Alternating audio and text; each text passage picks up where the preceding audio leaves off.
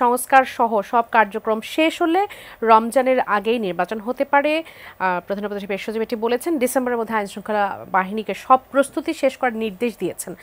আপনার কাছে কি এটিকে কোনো মনে হচ্ছে যে সুনির্দিষ্ট সময় আমরা পেয়ে গেলাম নির্বাচনের? আমার কাছে আসলে এটা খুব সিগনিফিক্যান্ট মনে হচ্ছে। এই জিনিসটি একেবারে প্রয়োজনই ছিল না, আননেসেসারি, এটা দরকার। তো এরকম একটা জিনিস তারা করেছে। এর কারণটা হলো যে সরকারের হাতে এই মুহূর্তে কোনো ইস্যু নেই, জনগণের অ্যাটেনশন ড্র করার মতো তারা কিছু করতে পারছে না। আবার অন্যদিকে দেশের ভিতরে এবং বাইরে একটার পর একটা এমন সব অনভিপ্রেত ঘটনাগুলো ঘটছে, এটাকে আনএক্সপেক্টেড বলতে পারেন, অপ্রত্যাশিত, বিরক্তিকর, অ্যাবনক্সিয়াস, দুর্গন্ধযুক্ত অসংখ্য ঘটনা টেকনাফ থেকে তেঁতুলিয়া পর্যন্ত ঘটছে। এবং সবাই শুধু সরকারের দিকে আঙ্গুলি নির্দেশ করছে যে এই সরকারের কিছু নেই, কিছু হবে না।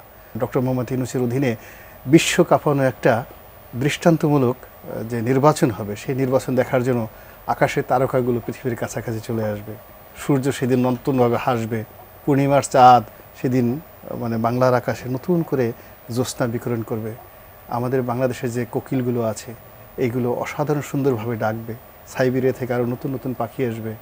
তো এই যে উৎসাহ উদ্দীপনা, তারা যেভাবে এটাকে ড্রামাটিক করতে চাচ্ছে, যেটাকে নাটকে করতে চাচ্ছে, জনগণের মন মানসিকতা আসলে এই নাটকে রেসপন্ড করার মতো, ফুর্তি করার মতো অবস্থা নেই। তারা খুবই রিয়েলিস্টিক হয়ে গেছে। গত 15 বছর ধরে শেখ হাসিনার জমানাতে যা কিছু ঘটেছে তার নিয়তিতেই কিন্তু তার পতন হয়েছে। এখানে কোনো অলৌকিক কিছু নেই, নাথিং মিরাকেল।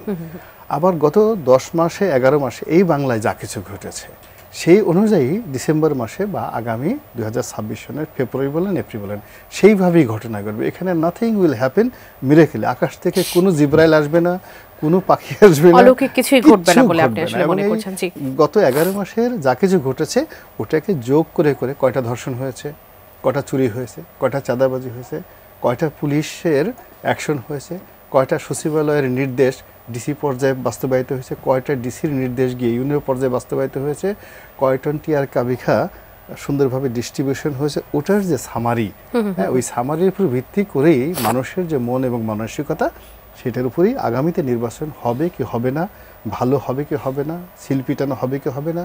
বাংলাদেশে একটা নতুন 2024 সনের নিউ ডিজিটাল স্টার্লিং ভার্সন নির্বাচন হবে, নাকি একেবারে অসাধারণ একটা নির্বাচন হবে, যে নির্বাচন আমরা দেখে 1 বছর শুধু আনন্দে গড়াগড়ি করব, যে আমাদের দেশে এমন একটা রত্ন হয়েছিল, যে রত্ন আল্লাহ রাব্বুল আলামিন আমাদেরকে ডক্টর মোহাম্মদ ইউনূসকে পাঠিয়েছেন এই সময়টা। আহা, এই 53 বছর এই রাজনীতিবিদরা, এই বদমাইশরা কী করেছে এই বাংলাদেশে, এই রত্ন যদি আরও 53 বছর আগে আমাদের দেশে আসতো তাহলে না জানি কিছু একটা হতো, হয়তো 1 বছর আমরা আনন্দে উদ্বেলিত হব।